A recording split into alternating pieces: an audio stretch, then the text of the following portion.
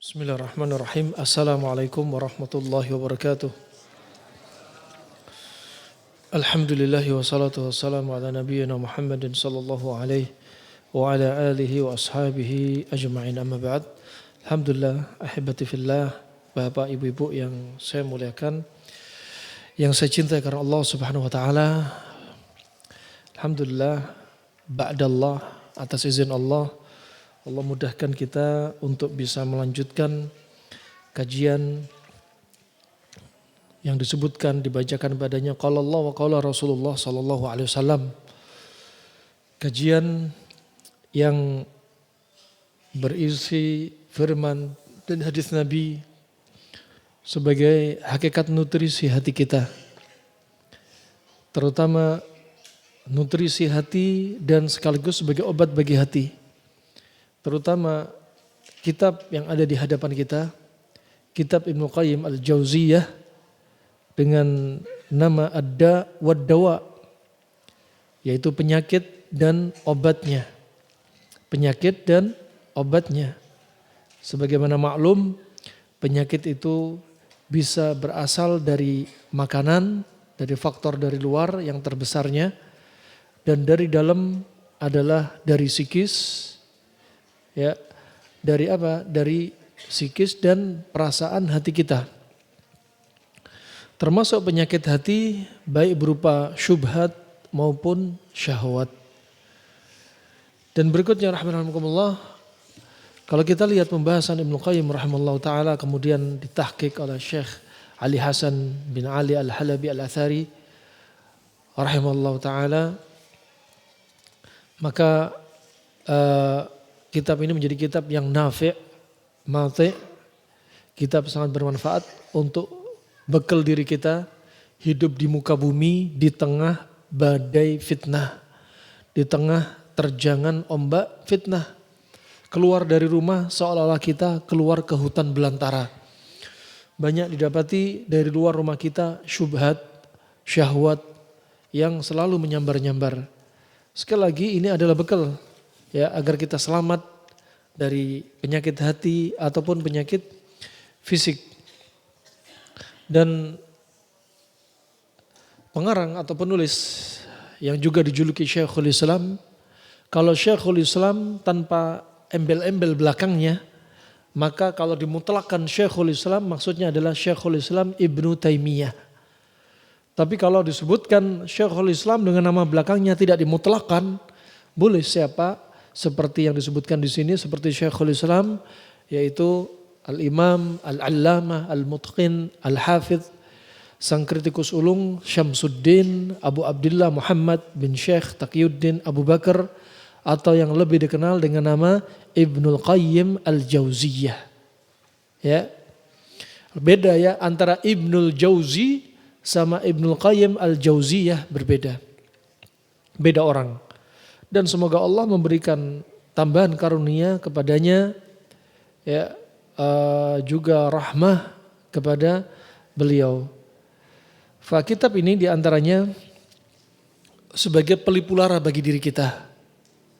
Ya, banyak penyebab hati kita sedih di zaman kita sekarang. Terutama apa? Dengan dunia yang ada di hadapan kita. Ya, sedih dengan segala keterbatasan yang ada, baik harta, baik juga sedih ketika melihat fitnah yang nampak, dari fitnah syahwat dari kaum wanita, ataupun fitnah syubhat dari aliran menyimpang yang semakin banyak, dan al-haq yang semakin dimusuhi. Maka dari itu perlu untuk meneguhkan hati kita, ya, untuk meneguhkan hati kita dengan obat-obat dari penyakit hati ini. Dalam Sahih Al-Bukhari tercantum satu hadis yang ada bukunya, silakan dicek halaman kelima. Nabi SAW meriwayatkan, sebagaimana disebutkan Nabi SAW dalam satu hadis yang diriwayatkan oleh Abu Hurairah radhiyallahu an, riwayat Imam Bukhari, ma anzalallahu da'an illa anzalalahu syifaan. Ini pertama sering kita bahas, kita sebutkan, ya, dan minimalnya dihafal, ya, sebagai konsep bagi umat Islam. Kalau kita tahu hadis ini, kita nggak boleh bicara Atau nggak boleh kita sampaikan HIV nggak ada obatnya. Hepatitis B nggak ada obatnya. TBC nggak ada obatnya. Kanker nggak ada obatnya. Ya, bagaimana dengan hadis ini? Hadis ini jelas-jelas. Ya, Nabi bersabda, "Ma anzalallahu da'an illa anzalalahu syifaan." Allah tidak akan turunkan penyakit kecuali Allah juga pasti turunkan obatnya. Kata Al-Ba'li rahimahullah taala di sini menunjukkan ya anjuran dari Nabi SAW untuk kita membekali diri kita tentang apa? Ilmu pengobatan. Juga dalam hadis yang lainnya dari Jabir bin Abdullah, Nabi bersabda, "Likulli da'in dawa'un, fa idza usiba dawa'ud da'i bara'a biiznillah." Bara'a biiznillah. Kata Nabi SAW, setiap penyakit ada obatnya. Pasti setiap penyakit ada obatnya. Apabila obat tersebut sesuai dengan penyakitnya, maka ia akan sembuh dengan izin Allah. Tambahan dari hadis yang sebelumnya melengkapi, hadis ini melengkapi hadis yang sebelumnya, bahwasanya apa? Pertama, Allah kalau turunkan penyakit pasti ada obat. Satu. Kedua, di sini ada bimbingan kita penting untuk belajar ilmu pengobatan. Ketiga, kalau obat cocok dengan penyakitnya, kalau obat cocok, coba. Berarti apa? Untuk tahu obat itu cocok berarti butuh ilmu, butuh belajar. Ya, butuh belajar. Untuk tahu obat perlu menegakkan diagnosa. Untuk tahu diagnosa perlu ilmu tentang penyakit. Setelah tahu penyakitnya, diagnosanya baru ditentukan obatnya. Mau obat kedokteran modern, mau pengobatan klasik, mau pakai terapi, ya, maka perlu tahu apa? Diagnosanya. Nah, kalau orang mengobati satu penyakit tanpa tahu diagnosa, seperti dia membidik burung di atas awan. Nggak tahu burungnya di sebelah mana. Ditembak semua di belai awan. Kenapa? Dia memberikan obat, resepnya ngawur. Semua dikasih. Tapi nggak tahu diagnosanya. Nggak tahu terapinya. Kalau sudah seperti ini, kalau obat cocok dengan penyakit, kemudian apa kata Rasulullah? Bara'a biiznillah. Maka penyakit itu akan sembuh. Menunjukkan apa? Untuk mencapai kesembuhan, faedah berikutnya. Untuk mencapai kesembuhan ternyata ada sebab. Sebabnya apa? Berobat. Untuk mencapai kesembuhan ada sebab berarti yang harus kita ambil. Sebabnya apa? Berobat. Nah, ini masuk yang difahami dari hadis ini. Bara'a biiznillah, akan sembuh dengan izin Allah setelah apa? Setelah cocok antara penyakit dan obat. Maka Allah akan sembuhkan. Berarti apa? Allah sembuhkan dengan perantara dia ngambil sebab. Ini kesembuhan dari Allah Subhanahu wa taala. Jalan kesembuhan dari Allah Subhanahu wa taala ada dua. Yang pertama, Allah sembuhkan seseorang dari penyakit mutlak. Allah sembuhkan tanpa ngambil sebab, langsung disembuhkan. Cara yang kedua, Allah akan sembuhkan dia jika ada sebab yang cocok. Ini cara pengobatan dari Allah. Tapi kalau Anda sakit, Anda menunggu, biarin saya nggak usah berobat. Saya berharap Allah langsung sembuhkan saya. Iya kalau Allah berkehendak. Kalau Allah nggak berkehendak, Anda tanpa sebab tidak disembuhkan. Anda harus mengambil sebab, ya berarti harus mengambil sebab. Asalnya tawakal kepada Allah Subhanahu wa taala ya nggak lepas dari 3 syarat. Ini seorang muslim pegang nih. Ya, Anda bisa berdakwah dengan tahu. Pak, Bu, musim pandemi Covid tingkatkan tawakal Anda. Tawakal itu apa? Tawakal ya tawakal. Masa nggak tahu tawakal? Iya, makanya saya tanya. Saya juga lupa. Saya belum murojaah tawakal apa. Saya tawakal, namanya tawakal apa? Yaitu tafwidul amr ilallah.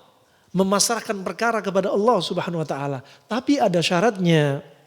Syaratnya ada 3. Yang pertama, i'timad Allah. Hati kita gantungin sama Allah. Sandarin sama Allah Subhanahu wa taala.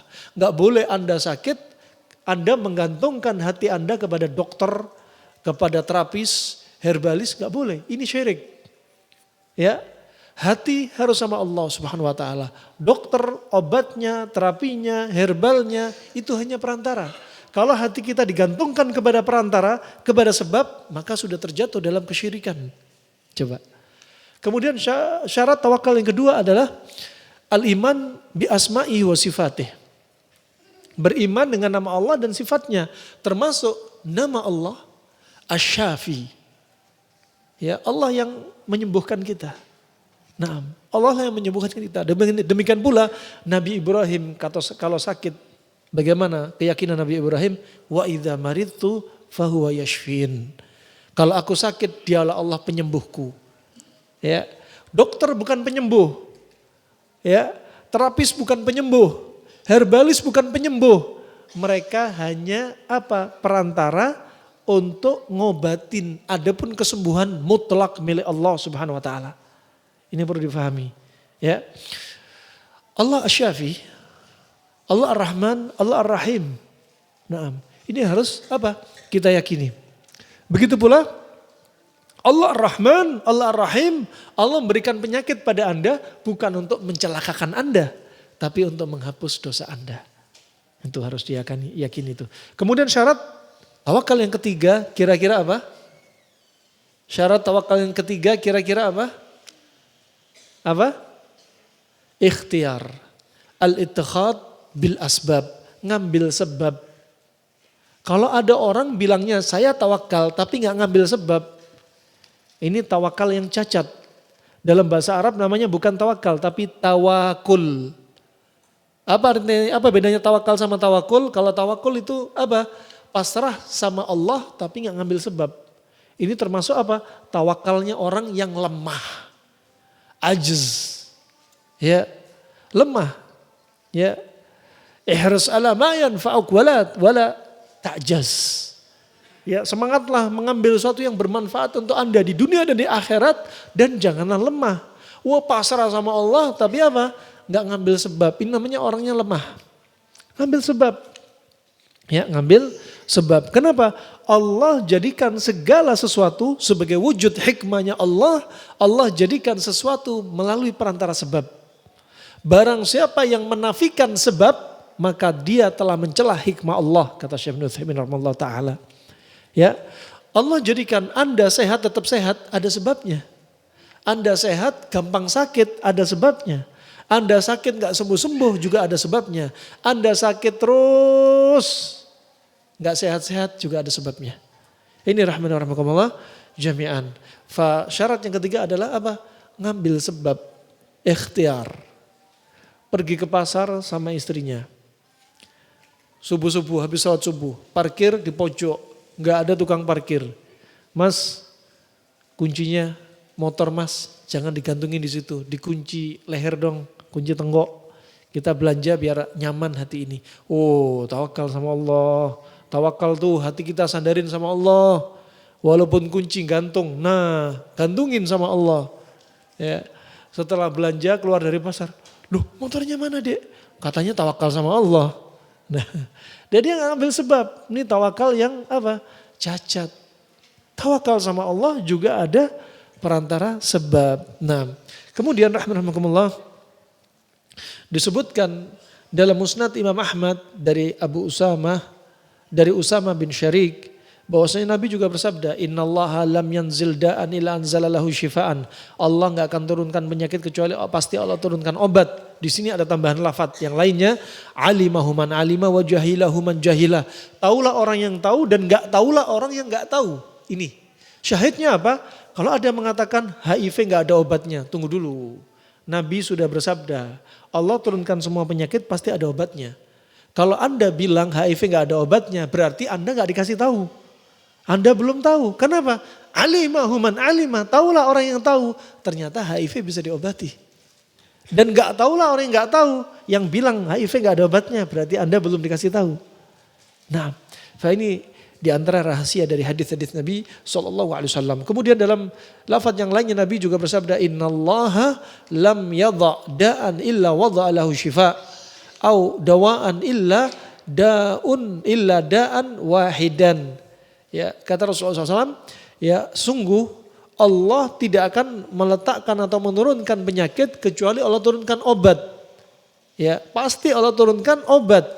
kecuali satu penyakit enggak Allah turunkan obatnya. Ya. Di sini berarti keumumannya apa? Semua penyakit enggak ada obatnya. Semua penyakit pasti ada obatnya. Allah turunkan penyakit, Allah turunkan obat. Berarti apa? Semua penyakit ada obatnya. Ini hadis secara keumuman. Kemudian Rasulullah mengkhususkan di sini kecuali satu penyakit. Kemudian para sahabat bertanya, ya Rasulullah, mahu? Penyakit apa itu ya Rasulullah? Kata Rasulullah, al-haram. Al-haram yaitu apa? Penuaan. Pikun, tua, keriput, pembuluh darah sudah kaku-kaku, ya. Kemudian jantung sudah mulai mengecil, liver mulai mengecil, gigi sudah mulai tinggal berapa gigi, ya. Kemudian subhanallah mata sudah kena katarak, rambut sudah beruban, ya, dan lain sebagainya. Ini nggak ada obatnya, ya, nggak ada obatnya. Walaupun mereka pakai stem cell, ya, sebesar apa sih manfaatnya stem cell? Kalau Allah jadikan nggak ada, ya sudah nggak ada, ya. Kata Nabi SAW, penuaan itu nggak ada obatnya. Seandainya usia 65 tahun, operasi plastik, wajahnya kayak wajah usia 25 tahun. Tapi jantung dia sama, masih tetap jantung usia 65 tahun. Jalan 10 meter, padahal mukanya mengkilat, glowing. Loh, Bu, bukankah ibu masih muda? Iya, wajahku muda. Tapi jantungmu gak bisa dibohongin nak, gitu. Nah, ternyata sudah nenek-nenek. Nah, walaupun sudah pakai stem cell, pembuluh darahnya tetap plak-plak numpuk. Ya, pembuluh darah sudah kaku dan lain sebagainya. Ini apa? Wahyu, nggak bisa apa? Wahyu ini termasuk ilmu pasti. Wahyu ini tidak kayak matematika, ilmu pastinya dari Allah Subhanahu Wa Taala. Kemudian juga satu penyakit lagi yang nggak ada obatnya, apa? Satu penyakit lagi nggak ada obatnya, apa? Kematian. Hadis Nabi SAW tentang habatus sauda. Alaikum bihadhi al-habbatis sauda fa innaha dawa'un likulli da' illa sam. Hendaknya Anda sering mengkonsumsi habatus sauda, dia obat segala macam penyakit kecuali kematian. Berarti dua penyakit enggak ada obatnya. Apa tadi satu? Apa tadi adik-adik? Hah? Penuaan. Yang kedua? Kalah sama ibu-ibu. Ibu-ibu di belakang suaranya keras. Nah, wah, ini rahmanirrahimahumullah jami'an. Dan dalil-dalil tersebut mencakup semua penyakit. Termasuk apa? Penyakit hati, penyakit ruh, penyakit badan. Ya, penyakit hati, penyakit ruh, penyakit badan. Hati ini jantung kita. Ya, ruh itu jiwa kita. Nah, badan ini fisik kita ini. Tiga penyakit ini. Nah, ini obatnya ya di sini. Ada obatnya. Mau obat, ada penyakit badan, obatnya Allah turunkan. Mau penyakit hati, obatnya Allah turunkan. Jiwa ini yang jiwa innan nafsa la'ammaratun bisu, jiwa ini selalu membisikkan kepada keburukan, juga ada obatnya. Nah, ini rahmanirrahmakumullah jami'an. Adapun kedokteran modern, kedokteran klasik, ya, yang bukan tibun nabawi, mereka hanya menyebutkan obat dari badan atau fisik. Mereka enggak membahas obat hati. Ya, mereka enggak membahas obat hati. Nah, tahu-taunya orang ketika banyak pikiran, depresi, ya sering ngelamun, nanti dikasih obat, dia spam, haloperidol, ya psikotropika misalnya ya. Nah, obat dari Nabi SAW ternyata apa? Sedih kasih talbina. Sedih dikasih talbina, tepung gandum. Dalam riwayat Imam Muslim Nabi bersabda, at-talbinatu mujimmatun lil fuadi tudhibu li ba'dil huzni. Talbina itu ya merilekskan jiwa. Mujimmah dan majammah boleh. Lafaz ini boleh. Mujimmah, majammah ditakwilkan oleh para ulama merilekskan jiwa, membuat hati senang, dan kemudian diantaranya membuat semangat. Ini tiga hal. Talbinah apa tadi? Mujimmah atau majammah. Ditakwilkan para ulama, apa itu mujimmah, majammah? Satu, apa tadi? Merilekskan jiwa. Kemudian apa? Membuat senang. Yang ketiga, jadi semangat. Coba ajib. Orang lagi sedih mana ada semangat. Orang sedih mukanya senyumnya kepepet. Ketemu tenang padahal hatinya sedih. Tapi ada teman, wah pura-pura menyembunyikan kesedihannya. Ada masalah rumah tangga. Kumpul kajian, Masya Allah. Oh iya bu, padahal hatinya sedih. Ya. Nah, wah ini talbinah, bikin rileks, bikin riang gembira, bikin semangat. Itu ajib. Ini pengobatan dari Nabi coba. Kemudian apa? Yudhibu li ba'dil huzni. Ya, tudhibu li ba'dil huzni. Talbinah ini apa? Menghilangkan sebagian rasa sedih. Ternyata diteliti oleh para ahli pengobat zaman sekarang, talbinah mengandung triptofan. Triptofan itu dipakai obat gangguan jiwa. Orang-orang dokter rumah sakit jiwa. Triptofan kemudian dirubah menjadi serotonin. Sehingga apa? Jiwanya tenang, nyaman, coba ajib. Ya apa yang Nabi sampaikan pasti ada hikmahnya. Diteliti hikmah untuk apa? Untuk mengagungkan kekuasaan Allah Subhanahu wa taala melalui wahyunya. Ya. Bukan kita beribadah untuk mencari hikmah, bukan. Kita ibadah menjalankan sunnah mengikuti apa yang Nabi ajarkan. Adapun hikmah hanya mengikuti saja. Jangan beribadah karena hikmah. Jangan Anda sholat karena pengen perutnya kecil. Ya, jangan Anda puasa karena ingin menyembuhkan dari penyakit. Bukan. Karena Allah Subhanahu wa taala. Ini rahmani wa rahmakumullah jami'an. Obatnya sedih, ternyata jangan keburu-buru pakai psikotropika. Nah, tapi apa? Pakai talbina. Ada hadis yang lemah, diriwayatkan Suyuti tapi maknanya benar. Untuk menguatkan orang yang sedih, diantaranya juga menggunakan labu kuning. Ad-dubba, al-qara, al-yaqtin, labu kuning. Ya, pumpkin, Halloween, ya, labu parang, ya. Nah, ini labu kuning nih. Nah, ini rahmatullah. Ketika sedih, ternyata apa yang Nabi lakukan? Ya Bilal, aqimis shalah, arihna biha. Ya Bilal, ayo tegakkan sholat. Hati ini tenang kalau sholat. Kalau sedih, doa biar gak sedih. Allahumma inni a'udzubika minal ajazi wal kasali wal hazani. Ya, doa biar gak sedih. Ya, kalau lagi sedih, doa Allahumma rahmataka arju wa la takilni ila nafsi tarfata ainin wa asli li sya'ni kulla la ilaha illa ant. Doa. Ketika sedih, pasang mindset. Kita punya masalah, tapi pasti ada orang yang masalahnya lebih besar daripada kita. Alhamdulillah yang di Cianjur ngerasa gempa. Alhamdulillah gempa yang kami rasa gak ada artinya dibanding Suriah. 300.000 nyawa melayang dibantai oleh pemimpinnya sendiri. Sampai detik ini sudah 8 tahunan gak ada air, gak ada listrik, gak ada makanan. Semua serba terbatas. Alhamdulillah di Cianjur gempa tapi masih banyak makanan. Tanaman, pohon-pohonan, sumber air, listrik masih masuk. Banyak saudara yang masih peduli. Alhamdulillah. Jadi apa? Kalau ada musibah, lihat musibah yang lebih besar. Biar jadi orang yang qanaah. Tapi kalau lihat dunia, lihat yang di bawah. Jangan lihat di atas. Biar kita selalu qanaah. Ini rahmatullah jami'an. Terapi sedih ternyata apa? Sebelum menjauh ke sana, pakai terapi yang paling ringan. Jangan keburu pakai psikotropika. Pakai terapi yang ringan. Ya, Al-Quran ngajarin enggak? Nabi ngajarin enggak? Pakai dulu. Nah, wallahu a'lam bishawab. Kemudian sebagai contoh, Nabi pernah menyatakan bahwa kebodohan adalah satu penyakit. Bahkan apa? Da'ul udhol. Penyakit yang bandel. Kebodohan itu penyakit yang bandel. Kayak kanker sudah nyebar metastase ke seluruh tubuh. Kalau sudah kebodohan menguasai diri kita, susah nerima ilmu. Kalau apa? Kebodohan disertai kesombongan. Karena sombong apa? Batarul haq wa ghamtun nas. Menolak al-haq dan merendahkan manusia. Dinasihatin Pak, Bu, jangan lakukan amalan ini. Amalan ini gak diajarkan Nabi. Lakukan yang diajarkan Nabi saja. Masih banyak kok dihafalin, dilakukan. Oh kamu ini amalan nenek moyang kami dari dulu. Kamu larang. Kamu anak kemarin sore. Sahihnya bukan kemarin sore. Ini Bu ada dalilnya Bu. Ya. Kalau sudah kebodohan disertai kesombongan, wah ini akan apa? Jadi seperti kanker, nyebar. Sulit melepaskan kanker tersebut. Dioperasi susah. Numpuk ya, penyakit tersebut ini apa? Da'ul udhol. Ya, makanya sebaik-baik orang yang bodoh adalah yang dadanya lebar dan mudah menerima nasihat. Sehingga kebodohan akan cepat hilang dari dia.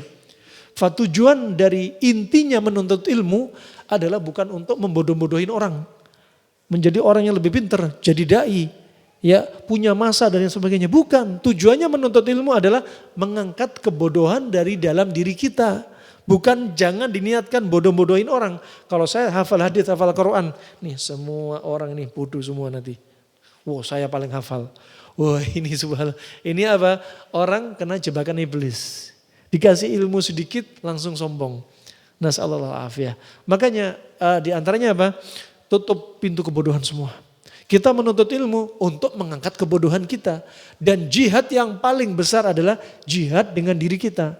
Melawan kebodohan kita. Bukan dengan bom, bukan dengan bunuh diri, bukan dengan pedang, bukan dengan AK-47. Tapi apa? Dengan al-bayan wal-banan. Dengan lisan kita berdakwah. Dengan tulisan tangan kita menulis, menyebarkan al-haq, amar ma'ruf wa nahyu anil munkar. Memberantas kebodohan diri kita dan orang-orang di sekitar kita. Ini jihad yang hakikatnya jihad di zaman kita. Kata Syekh Albani, zaman sekarang gak ada jihad pakai bom. Zaman sekarang jihad apa? Melawan kebodohan dalam diri kita.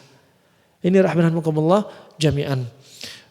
Makanya Nabi SAW menganjurkan orang yang tinggal di kampung Badu untuk hijrah di perkotaan. Karena ilmu itu tempatnya di kota. Nabi juga bersabda, man bada Jaffa. Hadis riwayat Imam Bukhari dalam Adabul Mufrad disahkan Syekh Albani rahimahullah taala. Barang siapa tinggal di kampung Badu, maka watak dia keras. Kenapa? Jarang dimasuki ilmu. Orang yang wataknya keras kalau dimasuki ilmu terus seperti batu yang ditetesin air, akan ada saatnya lubang. Hati yang keras, ya, otak, akal yang keras, jika terus dinasihatin, lama-lama akan lunak. Nah, maka dari itu, jika jauh dari tempat ilmu, maka pindahlah ke tempat ilmu. Pindah ke tempat ilmu. Wallahu a'lam bishawab. Obatnya kebodohan adalah bertanya kepada para ulama. Kalau obatnya bodoh adalah tanya kepada para ulama. Yang jadi masalah zaman sekarang, banyak ruwaibidah. Siapa ruwaibidah?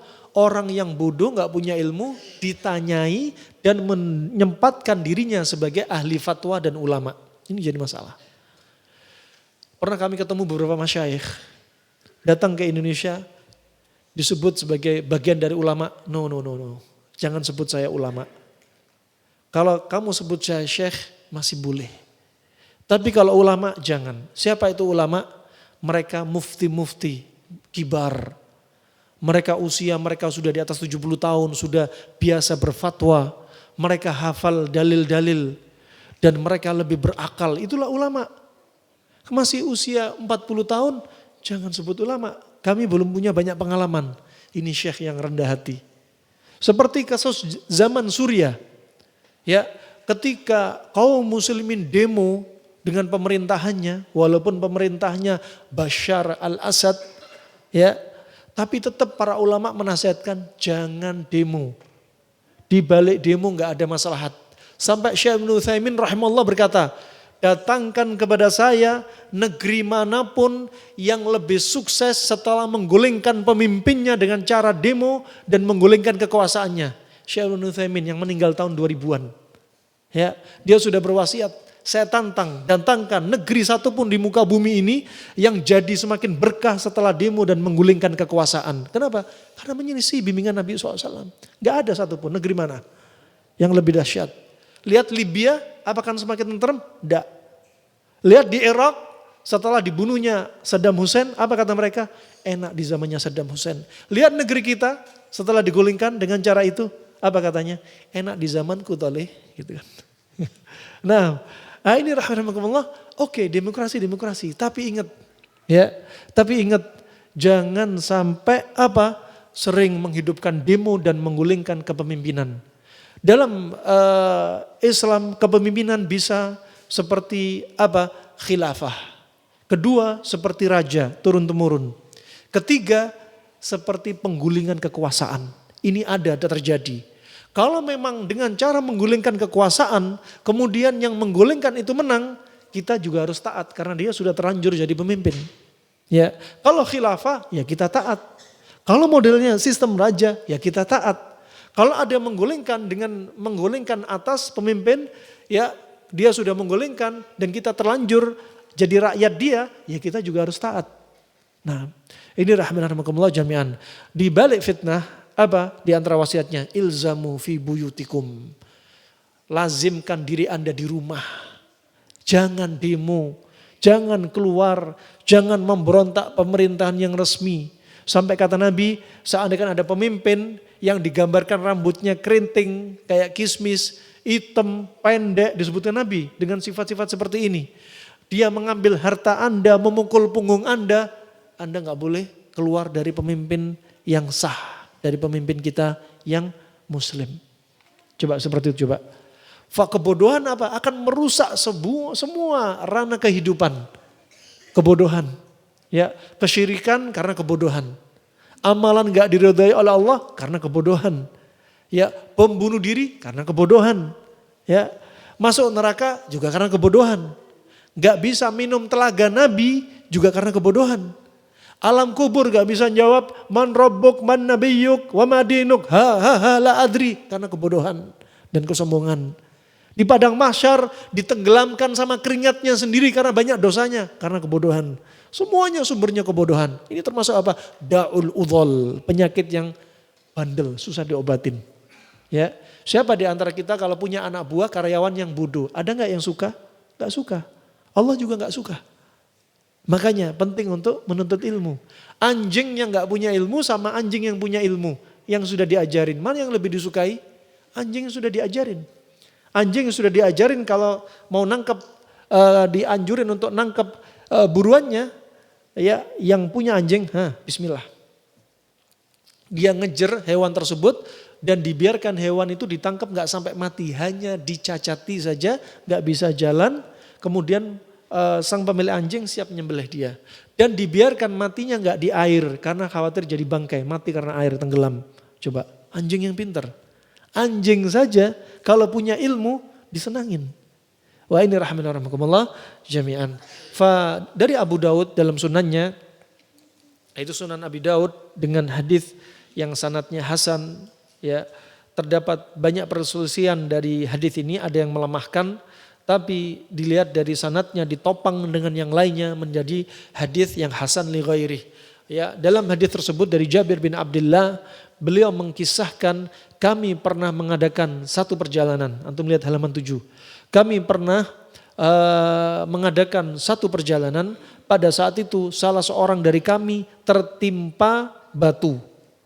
Lagi perjalanan dia tertimpa batu sehingga kepalanya terluka parah sampai robek. Menganga, luka parah, ya. Kemudian orang itu mengalami mimpi basah, ya, mengalami mimpi basah, ya. Biasanya kalau mimpi basah harus mandi janabah. Ini ajib di Jakarta ada yang sampai belum tahu. Di kota Jakarta, ketika kajian disebutkan tentang bimbingan mandi janabah, loh, habis gitu-gituan ada mandi ya? Ini di Jakarta ini, padahal sudah punya anak banyak. Nah. Ternyata ilmu juga gak nyampe juga walaupun di Jakarta ternyata. Kenapa? Karena gak mau nuntut ilmu. Masjid di sini sudah diumumin ada kajian. Gak mau datang juga.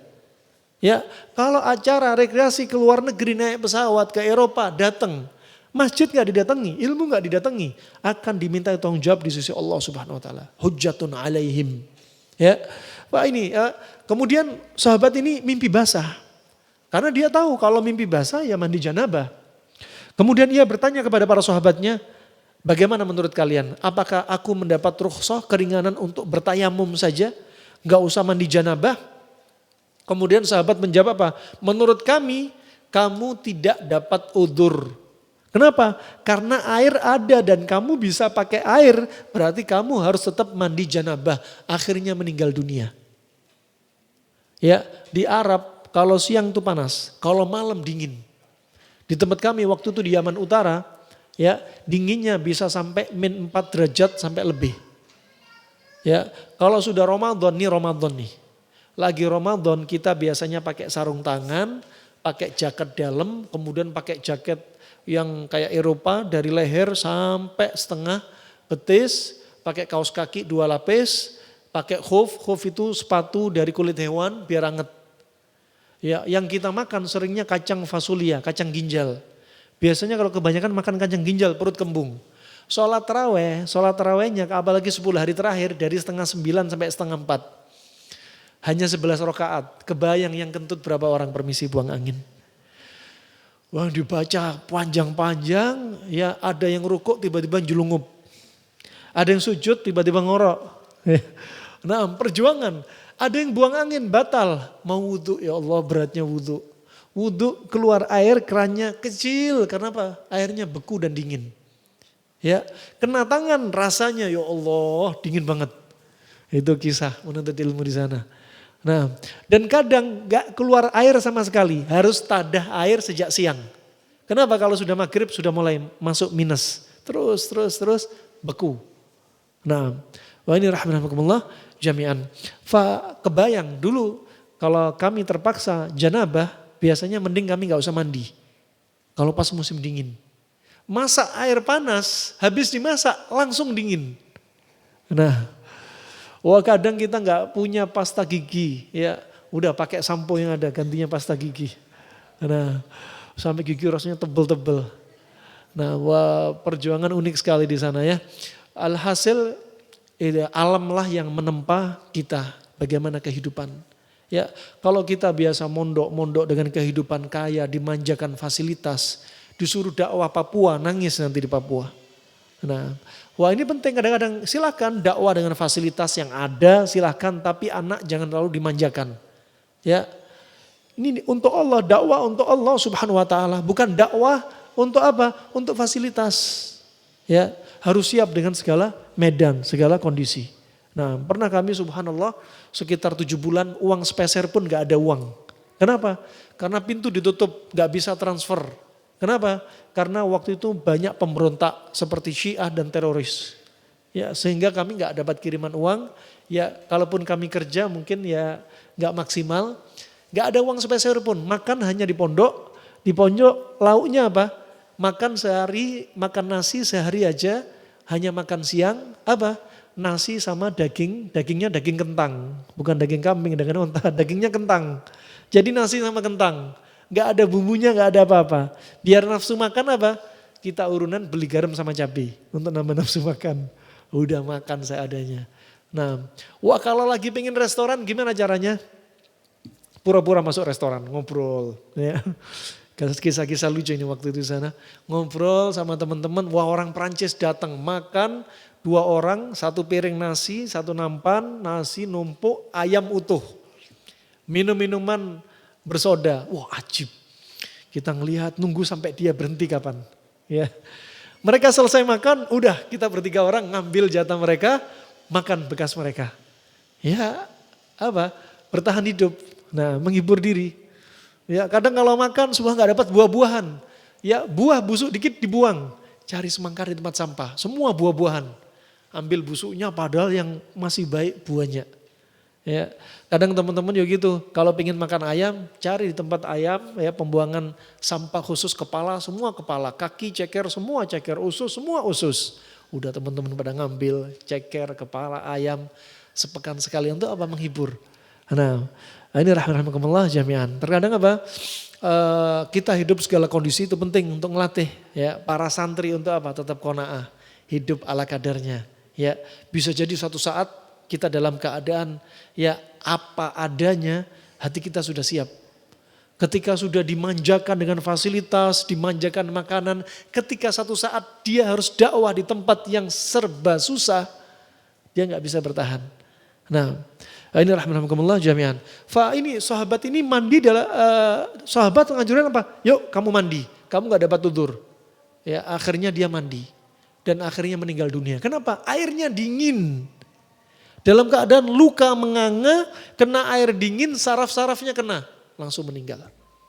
Nah, kemudian Isya, adzan. Taib. Habis adzan, langsung sholat nanti. Lanjut setelah sholat ya. Taib, kita lanjutkan setelah sholat insya-Allah. Barakallahu fikum. Subhanakallahumma bihamdika asyhadu an la ilaha illa anta astaghfiruka wa atubu ilaik. Wassalamualaikum warahmatullahi wabarakatuh. Bismillahirrahmanirrahim. Alhamdulillah wassalatu wassalamu ala nabiyyina Muhammadin sallallahu alaihi wa ala alihi wa sahbihi ajma'in. Amma ba'd. Yang berikutnya dari kisah tadi sahabat Nabi yang sempat tertimpa batu, luka parah, kemudian diharuskan mandi janabah dan tanya kepada para sahabat apakah dia mendapatkan rukhsah cukup bertayamum atau mandi janabah, maka para sahabat, sebagian sahabat menganjurkan untuk dia mandi janabah karena dia bisa memakai air maka nggak ada rukhsah. Kemudian ketika hal ini disampaikan kepada Nabi SAW dan memberitahu hal tersebut, lalu beliau berseru, mereka telah membunuhnya. Yaitu apa? Orang-orang yang berfatwa harus mandi tadi sama dengan membunuhnya. Semoga Allah membinasakan mereka. Ini saking marahnya Nabi. Kenapa? Karena berfatwa tanpa ilmu. Mengapa mereka tidak tanya bila mereka tidak tahu? Tidak tanya kepada siapa? Kepada Nabi. Ya, karena apa? Wahyu masih turun. Ya, kalau ada yang bertanya biasanya kejadian antara sahabat, sahabiyah, antara keluarga Nabi, wahyu langsung turun. Nabi masih hidup, kenapa mereka nggak bertanya? Kecuali di zaman kita wahyu sudah terputus, maka kita tanyanya kepada para ulama yang mereka bisa berijtihad. Nah, dan kemudian sesungguhnya obat dari kebodohan adalah bertanya. Seharusnya ia cukup bertayamum saja. Caranya dengan menutupi bagian yang luka, bagian luka ditutup dengan secarik kain lalu mengusapnya. Kalau memang kena kepala, ya ketika tayamum ada debunya, ini ditutup kain jadi nggak kena pada luka. Ya, baru kemudian mengguyur anggota tubuhnya yang lain dengan air. Jadi jangan sampai air kena anggota tubuhnya jika memang dia harus mandi. Juga terjadi kasus pernah kami dapati tahun 2000 ada dari saudara kita dia kena luka bakar 99%. Semuanya kena luka bakar, sisa matanya dan mulutnya. Ya, luka bakar semua habis. Semua terbakar. Kalau kita masuk ke ruangan tempat dia, ya aroma ruangan tersebut kayak aroma kayu bakar. Keluar dari kulit dia yang terbakar, nasul afiyah, keluar cairan-cairan serum-serum. Ya, dia kalau berwudu dengan air, ya nggak mungkin. Kalau tayamum dengan debu, bakal terjadi infeksi. Maka hukumnya apa? Hukumnya faqdut tahurain, telah hilang dua cara bersuci. Gak perlu dia berwudu, gak perlu dia tayamum, berarti dengan apa? Cukup dengan hati, selesai. Ya, wudunya dengan hati, karena gak bisa. Ini dijuluki ulama dengan apa? Faqdut tahurain, hilangnya dua cara dalam bersuci. Maka gak perlu lagi wudu, gak ada pakai air, gak ada pakai tayum-tayuman. Ya, sudah dalam hati, yang penting dia sholat. Masih gerakkan tangannya sambil tidur sambil takbir. Kalau nggak bisa sholat sambil berdiri, sholat sambil duduk. Kalau nggak bisa sholat sambil duduk, sambil berbaring miring kanan. Ya, kalau ruku agak nekuk, kalau sujud lebih nekuk lagi. Kalau nggak bisa terlentang. Ya, kalau nggak bisa terlentang, cukup tangannya saja. Tangan juga nggak bisa digerakkan, cukup menganggukkan kepala. Nggak bisa menganggukkan kepala, ya bisa cukup kedipan mata. Semuanya lumpuh, ya sudah dengan hati dia dah. Subhanallah, ya, ini keringanan ya bagi mereka-mereka yang memang sudah apa ujung-ujungnya nggak bisa dengan cara apapun. Rasulullah menjelaskan bahwa kebodohan adalah penyakit dan obatnya adalah bertanya. Ya, makanya orang Indonesia mengatakan malu bertanya sesat di jalan. Ya, malu bertanya sesat di jalan. Ini bukan hanya sesat tapi meninggal di jalan, ya karena nggak bertanya. Nah, Al-Quran juga demikian, ya makanya penting kita cari teman-teman yang punya ilmu. Kalau kita nggak tahu, tanya sama teman yang sudah belajar, sudah punya ilmu. Berteman itu ada tiga jenis pertemanan. Ada teman yang ilmunya lebih di atas kita, ambil ilmu dia. Dan dia harus ajarin kita. Yang kedua, ada teman yang ilmunya sama-sama penuntut ilmu dan sejajar. Maka apa? Saling murojaah, saling mengingatkan. Ya, materi yang ada. Ada teman yang ilmunya lebih rendah daripada kita. Ya harus kita ajarin dia. Dan dia juga harus nerima apa yang kita sampaikan. Nah ini pertemanan. Makanya penting cari pertemanan. Kalau Anda salah pilih teman, Anda salah pilih guru, bahaya. Bisa membinasakan. Ya, Anda salah pilih penanak nasi, paling yang gosong berasnya ketika nanak nasi. Wah kalau salah pilih teman, salah pilih guru, yang salah pilih bisa ikut gosong. Nah, ini rahmatullah jami'an. Al-Quran juga merupakan obat. Hal ini sebagaimana dijelaskan Allah dalam firman-Nya, walau ja'alnahu Qur'anan a'jamiyan laqalu laula fussilat ayatuh a'jami wa arabi qul huwa lilladzina amanu hudaw wa shifa. Dan jikalau kami jadikan Al-Quran itu suatu bacaan dalam bahasa selain bahasa Arab, tentu mereka nanti akan protes juga, akan mengatakan mengapa tidak dijelaskan ayat-ayatnya. Apakah patut Al-Quran dalam bahasa asing sedang Rasul adalah orang Arab? Apakah patut Rasulullah diutus Rasulullah dari kaum Quraisy? Nanti Rasulullah pakai bahasa Inggris. Kan enggak, pakai bahasa Arab. Ya, katakan Al-Quran itu adalah petunjuk dan obat penawar bagi orang-orang yang beriman. Jangan seperti orang-orang Yahudi. Orang Yahudi kenapa enggak masuk Islam? Karena iri, hasad. Hasad kenapa? Karena nabi yang mereka inginkan dari kalangan Yahudi, bukan kalangan kaum Quraisy. Sehingga mereka enggak mau masuk Islam karena hasadnya ini. Ya, sampai apa? Nah, malaikat Jibril mereka jadikan musuh. Harusnya wahyu diturunkan ke mereka kaum Yahudi, diturunkan ke Nabi Muhammad. Ya, iblis juga demikian. Kenapa iblis enggak mau bersujud? Ya, ketika Allah perintah malaikat untuk bersujud di hadapan Adam, ya iblis enggak mau. Kenapa? Karena hasad juga. Hasad kenapa?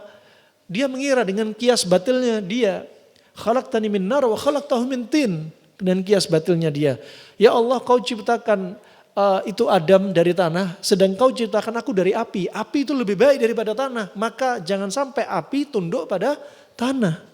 Kenapa? Hasad juga. Ya, kita yang orang Indonesia jangan hasad juga dengan nabi kita yang dari Arab Quraisy. Ya, kita yang Nusantara jangan sampai hasad. Kenapa nabi enggak turun dari Nusantara? Ya, kenapa nabi enggak turun dari negeri kita?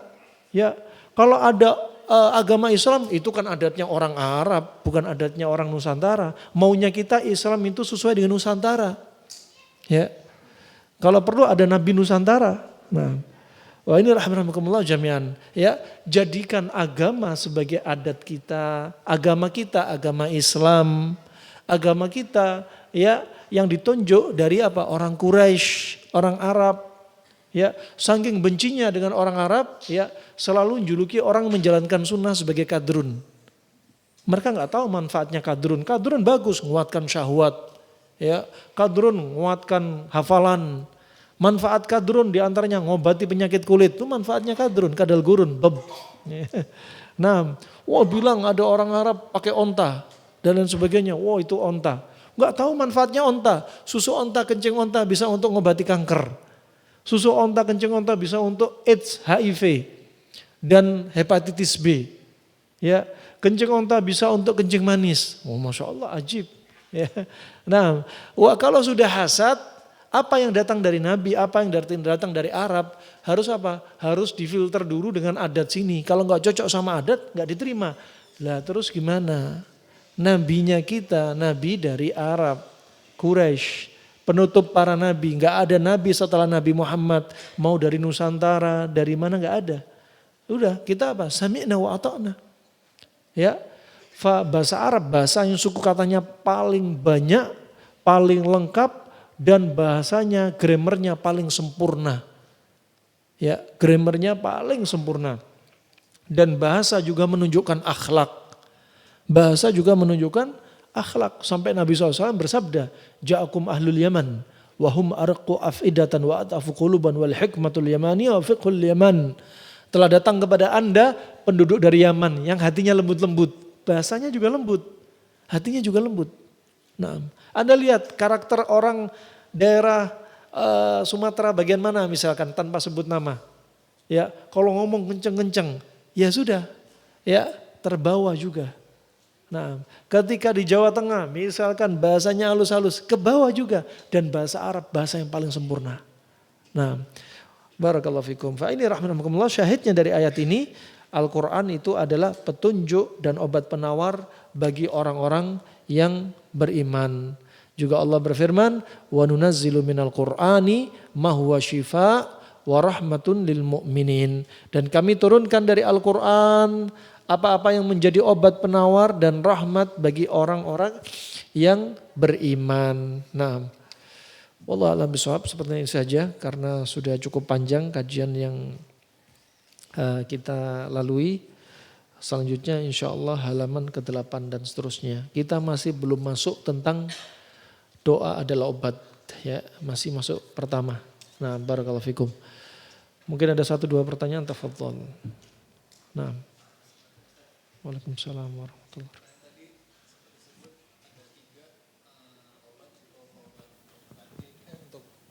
Untuk jasad, untuk badan, untuk jiwa dan untuk ruh.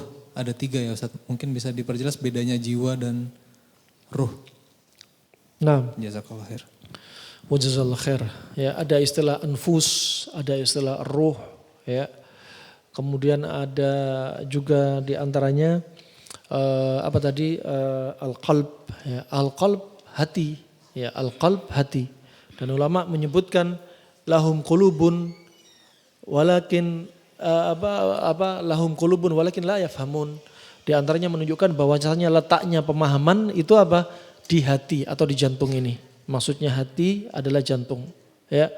Ada yang mengatakan, ya, letaknya pemahaman akal itu di otak. Adapun Ibnu Qayyim menyebutkan antara akal, antara otak dan jantung itu saling bertautan.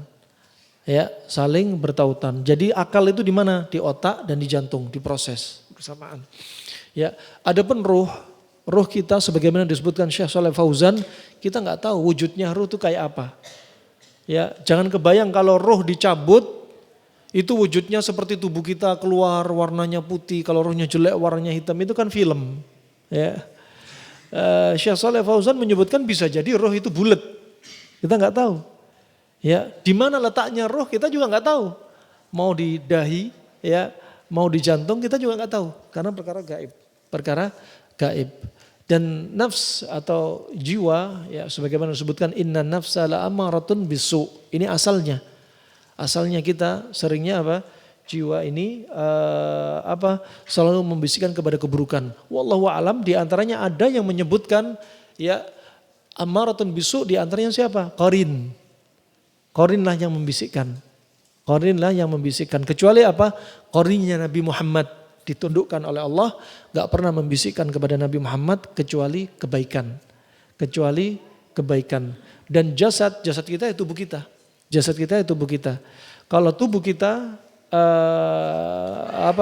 nggak ada roh, ya sudah akan jadi tubuh yang mati. Akan jadi tubuh mati. Nah, wallahu a'lam bishawab, itu saja yang sebatas ana ketahui, ya. Pembahasan yang lainnya dibahas oleh Ibnu Qayyim lebih detail lagi, ya. Bisa jadi di Hadil Arwah dan lain sebagainya. Wallahu a'lam bishawab. Itu ya. Ada yang lainnya? Ibu-ibu? Oh, ada pertanyaan juga dari ibu-ibu. Apa yang harus saya dahulukan ketika saya terlambat di kajian ilmu dan tahsin? Apakah saya harus sholat tahiyatul masjid, ya, atau nggak usah sholat, ya, tahiyatul masjid dan langsung ikuti kajian? Tetap ikut apa? Lakukan tahiyatul masjid. Lakukan tahiyatul masjid, karena sebagian ulama berpendapat, ya, ada mengatakan hukumnya wajib. Ya, ada mengatakan hukumnya wajib, ada mengatakan sunnah muakkadah. Tetap tahiyatul masjid. Kemudian sebagai mulahadhah di antaranya jamaah kaum pria ketika khutbah Jumat. Ketika ibadah Jumat, ketika muadzin sedang adzan dan mereka baru datang. Mereka berdiri dengerin adzan. Setelah itu apa? Baru sholat tahiyatul masjid. Ini keliru. Ya, hukumnya mendengarkan khutbah sunnah atau wajib? Hukumnya mendengarkan adzan sunnah atau wajib? Sunnah atau wajib mendengarkan adzan, menjawab adzan? Sunnah. Berarti dahulukan mana? Dahulukan yang wajib. Berarti ketika adzan berkumandang langsung sholat aja. Ya, kalau memang datangnya ketika pas adzan kasusnya. Ya, sholat aja biar apa? Biar kita bisa dengar khutbah. Ya. Wah, yang naasnya lagi ketika khutbah jamaah pada tidur. Ya. Wah, kamu tadi tidur. Kenapa tidur? Kan qailulah. Nah, qailulahnya sebagian ulama menyebutkan qailulahnya di hari Jumat itu setelah zuhur, setelah sholat Jumat. Setelah sholat Jumat. Wallahu a'lam bishawab. Cukup insyaallah. Nah, itu saja yang bisa saya sampaikan ya. Harap dimaklumi atas keterbatasan ilmu saya atau ada kesalahan dari apa yang saya ucapkan. Jika ada benarnya dari Allah semata, semoga bermanfaat untuk kita semua dan semoga Allah jaga hati kita ya. Allah jauhkan dari penyakit hati, Allah mudahkan untuk mendatangi semua ketaatannya, menjauhi larangannya dan semoga Allah wafatkan kita dalam keadaan husnul khatimah.